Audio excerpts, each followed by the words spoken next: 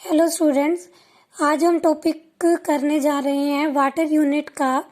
जो पीपीएम और एमजीआर पर लीटर से अगला टॉपिक था boiler field water. Boiler field water का मतलब क्या हुआ कि हम पानी को अगर स्टीम बनाते हैं हीटिंग से, तो उसमें हमें जो भी फिजिकल या केमिकल रिएक्शंस करवाने के लिए जो प्रॉब्लम्स आती हैं वो हमें डिस्कस करनी है।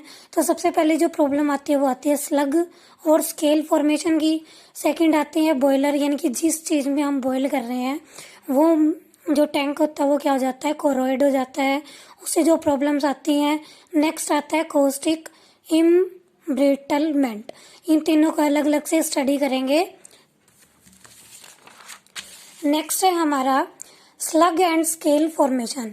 स्लग एंड स्केल फॉर्मेशन का मतलब देखो, जब भी हम वाटर को इवेपोरेट करवाते हैं बॉयलर्स में, और जो उसमें डिजोल्व्ड साल्ट होता है, ये तो सबको पता है कि पानी में जो साल्ट होता है वो डिजोल्व होता है, और जैसे जैसे उसको हीट करते जाएंगे तो जो डिजोल्व्ड साल्ट है उसमें उसकी कंसंट्रेशन यानी कि अमाउंट इंक्रीज होती जाती है।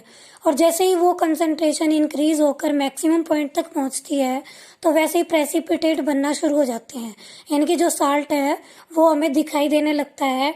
If these precipitates are loosely bounded, अगर जो प्रेसिपिटेट हैं बिल्कुल मतलब स्ट्रॉन्ग दिख रहे हैं कि अच्छे से बने हुए हैं, तो उनको तो क्या बोलेंगे, स्केल।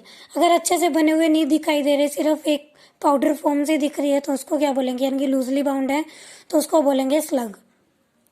तो इन दोनों का पूछा जा सकता है अलग से, स्लग भी पूछा जा सकता है और स्केल भी। फिर डायग्राम दिखाना है। इसमें क्या दिखाया हुआ है कि एक हमने बॉयलर टैंक लिया है, उसको हीट करवा रहे हैं, अंदर वाटर फिल किया हुआ है, ये बॉयलर की वाल है, इसके अंदर हीट हो रहा है। और सेकेंड जो लिया है उसमें डबल लेयर्ड टैंक लिया है, ये हार्ड कोटिंग की हुई है, जैसे नॉन स्टिक मान सकते हो, जिससे कि हम बाहर हीट फील नहीं कर सकते। इसको हीट कर रहे हैं, अंदर वाटर है। तो इसमें जो स्लग और स्केल फॉर्मेशन होती है उससे हमें बॉयल करवाने में वो आती है, प्रॉब्लम्स आती हैं। अब डिसएडवांटेजेस क्या है कि जो हम स्लग फॉर्मेशन हो रही है या फिर स्केल फॉर्मेशन, उससे वेस्टेज ऑफ हीट। सबसे पहले वेस्टेज ऑफ हीट है, क्योंकि स्लग और स्केल फॉर्मेशन हो रही है उससे वेस्टेज ऑफ हीट है, स्टीम नहीं बनेगी। Excess slag settling in plug opening, यानी कि जो भी पाइप्स वगैरह यूज़ कर रहे हैं हम बॉयलर में, उन सब में जाके क्या हो जाएगा, इकट्ठा हो जाएगा और वो प्रॉब्लम करेगा हमें बाद में। प्रिवेंशन कैसे कर सकते हैं, यानी कि इससे प्रोटेक्शन कैसे मिलेगी। यूजिंग सॉफ्ट वाटर यूज़ करो बॉयलर्स में स्टीम बनाने के लिए। कंसनट्रेटेड वाटर, यानी कि जिस वाटर में सबसे ज़्यादा साल्ट है उसको रिमूव करना चाहिए। उसके बाद आती है स्केल फॉर्मेशन की डिसएडवांटेजेस। इसमें क्या होता है, हीटिंग कर रहे हैं तो फ्यूल लग रहा है तो वो वेस्टेज हो रही है। बॉयलर सेफ्टी नहीं है, क्योंकि जो बॉयलर है जिसमें होगा वो सारी की सारी वहाँ पे जमा होती जाएगी और वो टूट सकता है। इफिशिएंसी कम है क्योंकि हीट वेस्ट हो रही है। Danger of explosion. प्रिवेंशन कैसे कर सकते हैं, clean inner side of boiler, यानी कि इनर साइड में जो भी कोरोजन हो रहा है उस सबको वॉश करके। Adding protective layer of oil inside boiler, जिससे कि वो कोरोइड ना हो।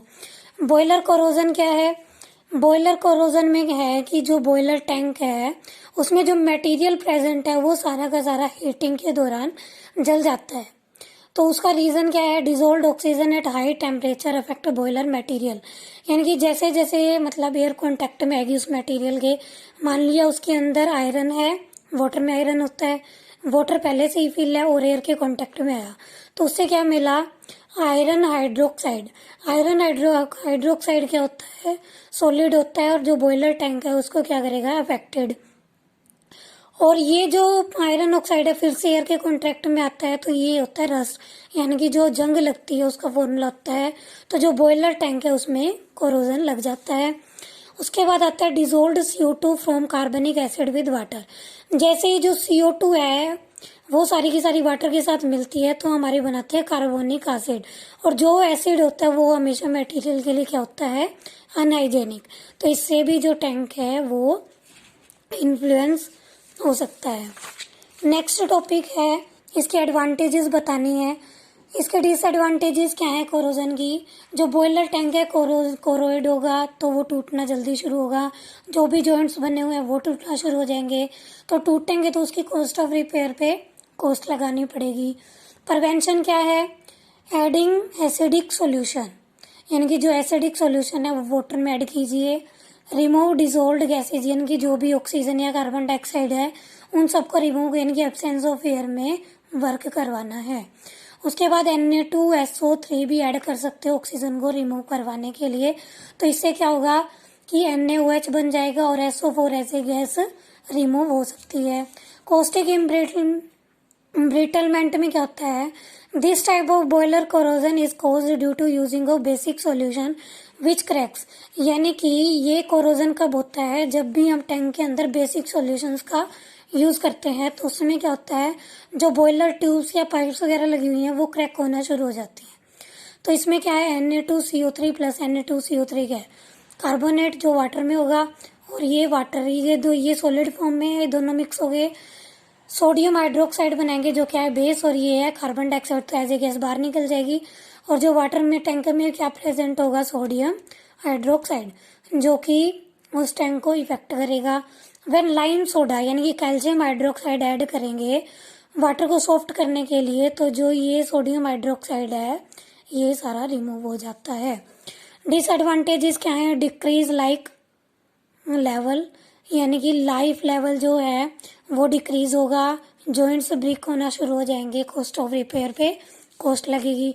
प्रिवेंशन कैसे कर सकते हैं, using sodium phosphate instead sodium carbonate, यानी कि सोडियम फॉस्फेट का यूज़ कीजिए as a sodium carbonate, sodium phosphate NaPO4, ये फॉर्मूला यूज़ करना है हमें सोडियम कार्बोनेट जब हम प्योरीफाई करते हैं वाटर को।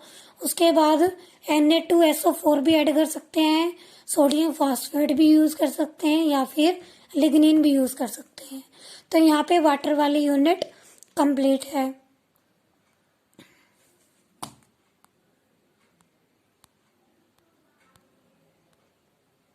उसके बाद हम नेक्स्ट यूनिट करेंगे जो हमारी है लुब्रिकेंट्स वाली, वो आपको वीडियो दे दी जाएगी